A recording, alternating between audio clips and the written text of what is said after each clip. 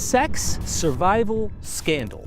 Three words that barely scratch the surface of the Bible's most disturbing family secret. As the screams of the damned fade into ash, three figures stumble into darkness: a father and his two daughters, traumatized survivors of divine genocide. What happens next is so shocking, so taboo, that for thousands of years, religious leaders have sanitized it. Scholars have whispered around it, and artists have been simultaneously repelled and fascinated by its raw, primal darkness. In the stifling blackness of a mountain cave, convinced they're the last humans breathing on a charred earth, Lot's daughters make a choice that shatters one of humanity's most universal taboos. They made their father drink wine. The ancient text declares with unflinching brutality, and the firstborn went in and lay with her father. So both of Lot's daughters became pregnant by their father. Incest, intoxication, impregnation, not hidden in some obscure text, but prominently displayed in the sacred scripture of these three major world religions. This isn't just a scandalous biblical footnote. It's a blood-soaked window into humanity's most primal fear: extinction. From Mesopotamian gods ejaculating into their own daughters to create plants, to Egyptian pharaohs who married their sisters to keep bloodlines divine, to Chinese flood survivors begging heaven for permission to commit incest for the sake of humanity's survival. These myths expose our species' most ancient question: what moral boundaries would you cross to prevent your complete extinction? The daughters' desperate gambit worked.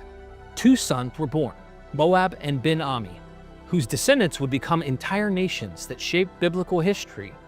Nations birthed in desperation, shadowed forever by their origins and mankind's ultimate taboo. Join us as we strip away centuries of religious sanitation to expose this ancient scandal and trace its echoes across world mythology. The story of Lot and his daughters isn't merely about incest. It's about survival, legacy, and the moral lines cultures draw, or cross, when facing annihilation. Before we journey deeper into this forbidden mythology, take a moment to subscribe for more unfiltered explorations of the hidden stories that religious authorities don't want examined too closely. The raw, uncensored myths that reveal who we truly are. In Genesis 19:30-38, after the destruction of Sodom and Gomorrah, Lot and his two daughters seek refuge in a cave. Believing they are the last people alive, the daughters devise a plan. Come, let us make our father drink wine, and we will lie with him, that we may preserve offspring through our father. For 2 consecutive nights they intoxicate their father and conceive children with him. These sons become the founders of 2 nations, Moab and Ammon, neighboring peoples of ancient Israel. Modern biblical scholarship recognizes this as an etiological myth, a story explaining origins. In this case, it paints the Moabites and Ammonites in a decidedly negative light, tracing their ancestry to an incestual act. The narrative contains no explicit moral condemnation within the text itself, but ancient audiences would have understood the implication. This was a scandalous and shameful origin for these nations. One compelling scholarly theory suggests that an older, perhaps Moabite version of this tale might have presented their ancestry in a positive, pure-blood light, which Hebrew authors then transformed into a story of depraved origins to disparage their neighbors. This critical interpretation views the Lot narrative as Israelite political satire, a clever literary device turning Moab and Ammon into descendants of an illicit union, thereby justifying historical tensions between these peoples. Biblical scholars also note striking parallels with the earlier flood story. After Noah's family survives the flood, Noah becomes drunk and an incident involving nakedness occurs, resulting in a curse on Canaan. Similarly, Lot survives destruction, becomes drunk, and his daughter's actions result in the stigmatized birth of 2 nations. In both narratives, sexual impropriety in a post-catastrophic setting serves to explain the troubled origin of neighboring peoples. These parallels are likely deliberate narrative devices, using the motif of a righteous man's disgrace to account for the perceived moral defects of rival nations. From a theological perspective, the story reflects ancient attitudes toward incest. Later Israelite law in Leviticus 18 strictly forbids such unions. The narrative subtly reinforces that taboo by showing that nothing morally good comes from the act, even without explicit divine punishment. Some feminist scholars have noted that the text refrains from overtly judging the daughters, possibly because they acted to preserve life, while other commentators emphasize that the episode underscores the depravity associated with Sodom. In the cultures of ancient Mesopotamia, we find some of the earliest parallels to the Lot narrative, though with significant differences in context and moral framing. One striking similarity appears in the Sumerian creation myth about the god Enki. In the myth of Enki and Ninhursag, this god of wisdom and water impregnates his own daughters and granddaughters in a paradise-like land called Dilmun. First, Enki lies with the earth goddess Ninhursag, who bears a daughter named Ninshar. Then, remarkably, Enki engenders a new goddess by coupling with Ninshar, his daughter. Even after being warned, another daughter, Utu, is seduced by Enki. The myth takes a humorous turn when Ninhursag must intervene as Enki falls ill from consuming plants grown from his own seed. She heals him by birthing 8 new deities from his body. While the tone of the Enki myth is more fantastical and even more comical than Genesis, both stories feature father-daughter incest resulting in new life. In Enki's case, the incest represents divine creativity, a mechanism for fruitfulness and proliferation, albeit presented with tongue-in-cheek humor. Another relevant aspect of Mesopotamian lore is the region's flood and survival myths. The Epic of Gilgamesh and the earlier Atrahasis epic recount a great flood from which a hero survives with family and animals. Unlike the Lot tale, those flood survivors don't resort to incest because multiple humans survive. The Bible's flood story similarly has Noah's 3 sons and their wives repopulating the earth. The Lot narrative creates a scenario even more dire. Only one man and his 2 daughters remain, forcing an incestuous repopulation strategy. This scenario is reminiscent of a widespread total destruction survival theme in ancient Near Eastern mythology, but given a unique twist. Some scholars suggest that the Sodom story deliberately borrows elements from Mesopotamian flood tales, creating a localized mini-flood narrative. Lot in the cave mirrors Noah in the tent. But whereas Mesopotamian survivors renew life under divine favor, Lot's family resorts to taboo means. It's worth noting that Mesopotamian law, like later Israelite law, viewed incest as illicit in human society. The laws of Hammurabi prescribe banishment for a father who sleeps with his daughter. Thus, any ancient Near Eastern audience would recognize Lot's daughter's deed as transgressive. Ancient Egyptian mythology and culture provides a fascinating contrast in attitudes towards incest. It was often idealized in the divine realm and practiced among royalty to preserve a divine bloodline. The clearest example is the myth of Osiris and Isis. The god-king of Egypt took Isis as his queen, and remarkably, Isis was both his wife and his sister. In Egyptian cosmology, it was normal for gods to be siblings and spouses.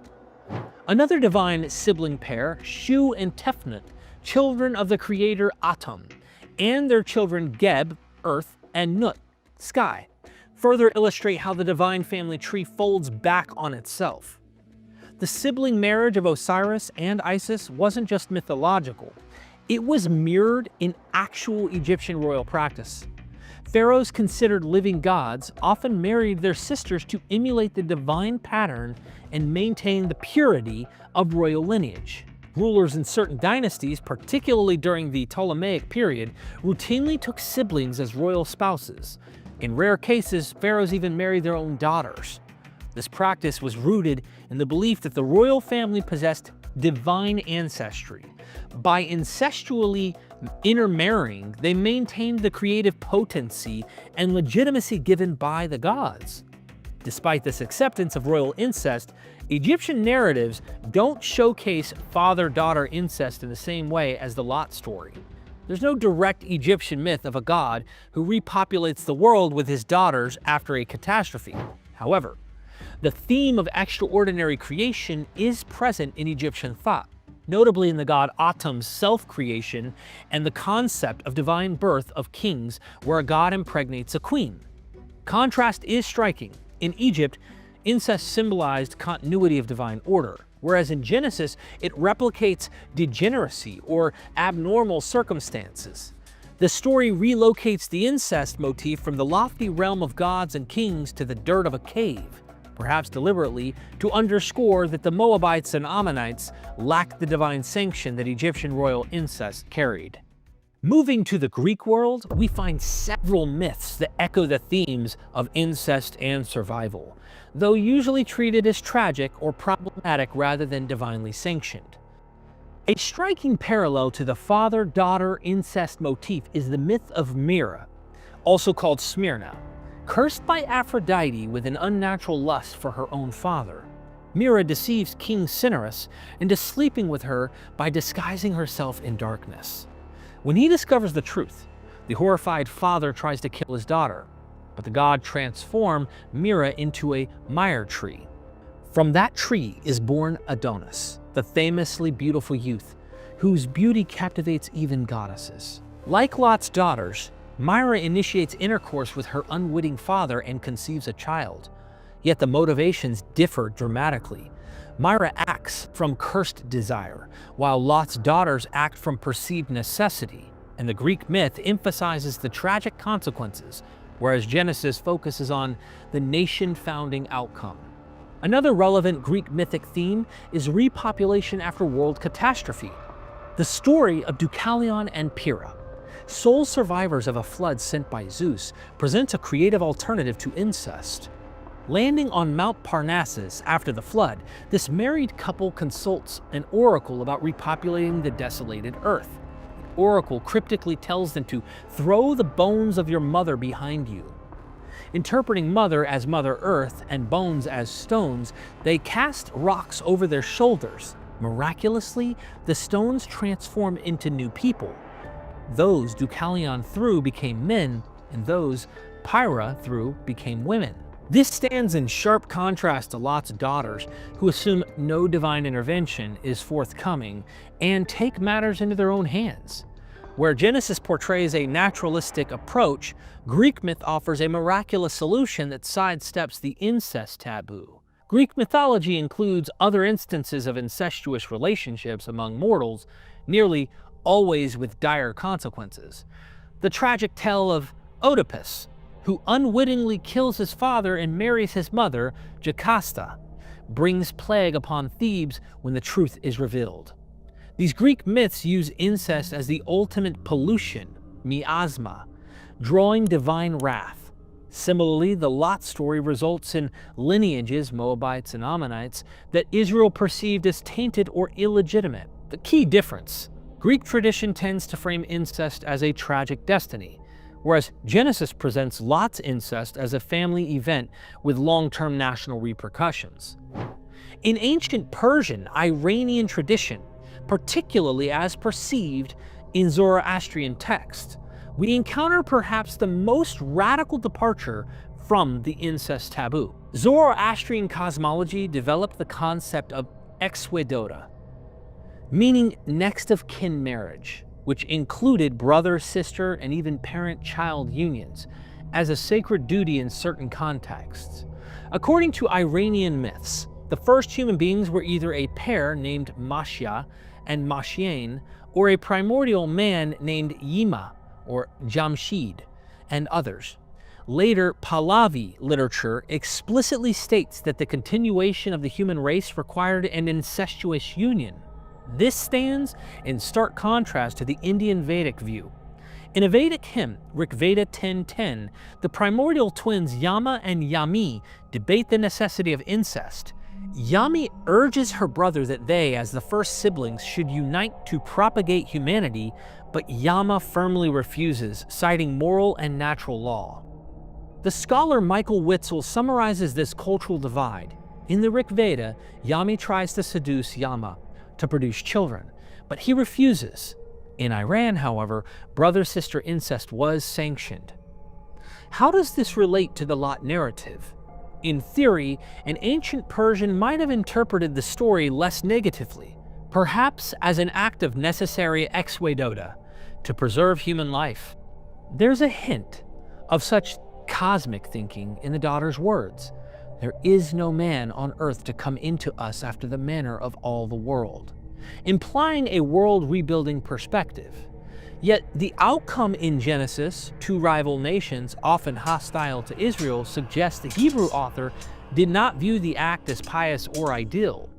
Instead of being praised, it becomes a mark of otherness and moral inferiority for Moab and Ammon. The Persian parallels also highlight the motif of survival. In later Persian epic, we find the myth of Yima creating a vara, enclosed refuge, to save creatures from a deadly winter, essentially a Persian Noah's Ark. When the world must be repopulated, the survivors would breed among themselves. While not explicitly described as incest, the theme of a closed gene pool is present. Lot's cave essentially functions as his vara, but without divine instructions. The Hittites, who ruled in Anatolia, modern Turkey, in the 2nd millennium BCE, provide additional context for understanding how ancient Near Eastern cultures viewed incest.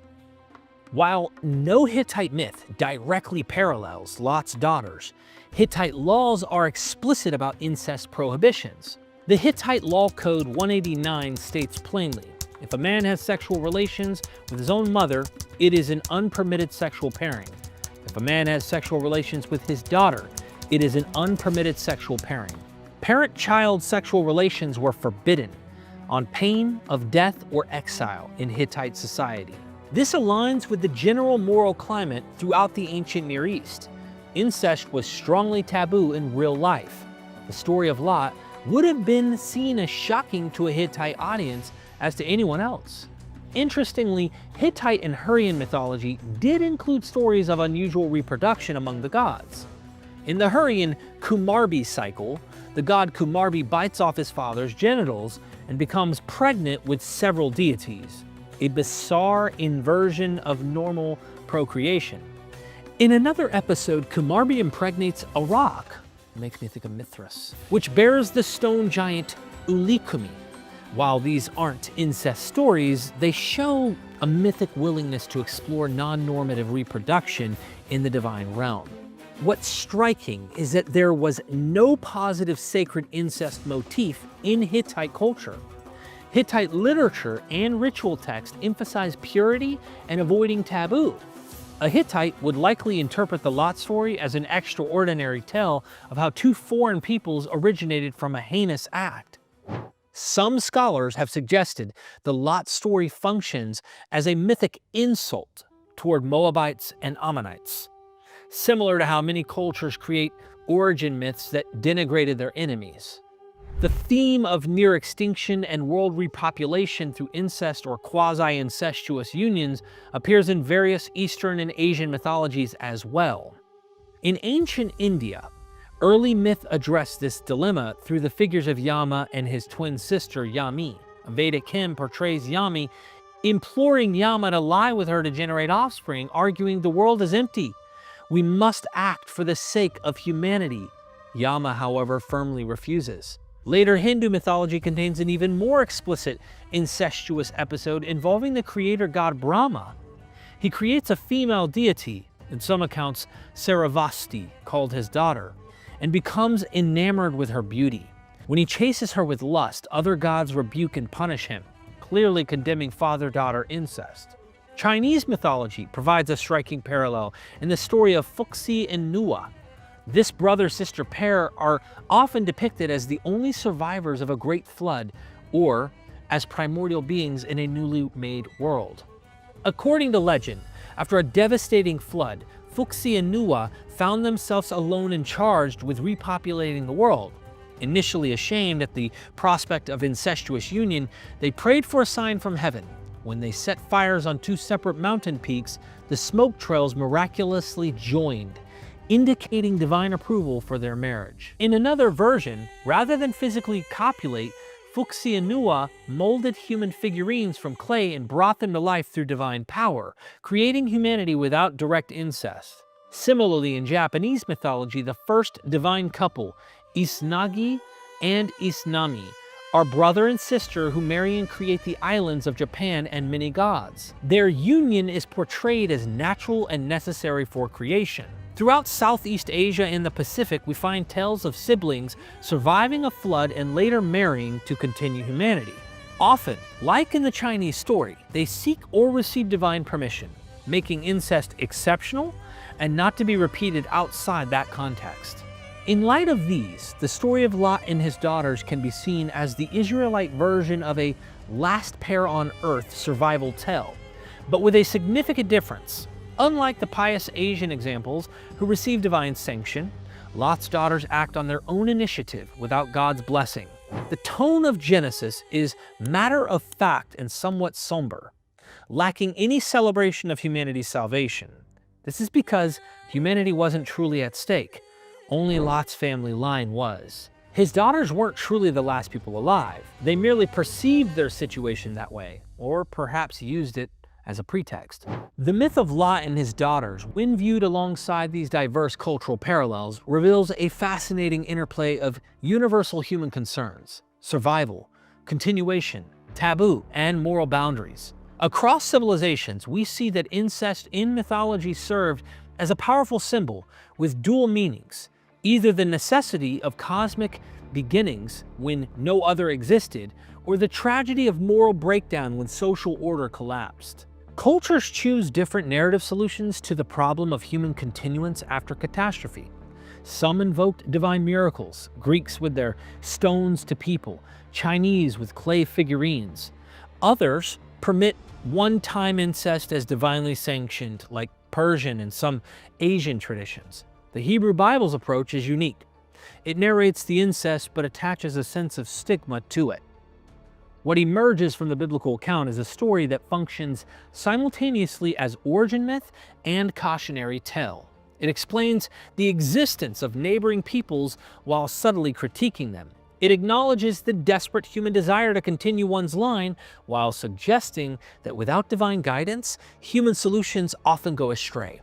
Modern scholarship sees in the Lot narrative a sophisticated piece of ancient literature, one that draws on widespread mythic themes but adapts them to serve Israel's distinct theological and political propagandistic worldview. The enduring power of this story lies in its raw humanity. In that dark cave facing what they believed was the end of their world, Lot's daughters made a choice that violated a universal taboo, not out of lust or perversion, but out of primal fear of extinction. Their desperate act ensured their father's lineage continued, but at what cost? This ancient story, uncomfortable as it remains today, asks us to consider what truly preserves a people. Is it merely biological continuation at any cost, or adherence to moral boundaries even in the face of extinction? Different cultures answered differently, revealing their deepest values when confronted with the ultimate question of survival. What makes these ancient myths so powerful is that they continue to resonate with our modern anxieties about family, ethics, survival, and the lengths we might go to preserve what we hold dear. In exploring these stories, we discover not just ancient history, but reflections of our own humanity in all of its complicated glory. If you found this journey through ancient mythology as fascinating as I have, please take a moment to subscribe. Your support helps us continue exploring the hidden stories that shaped our cultural DNA and still speak to us today. Share your thoughts in the comments below. I'd love to hear which cultural parallel you found most surprising. Till next time, remember that even the most disturbing ancient tales can offer profound insights into who we are and what we value most.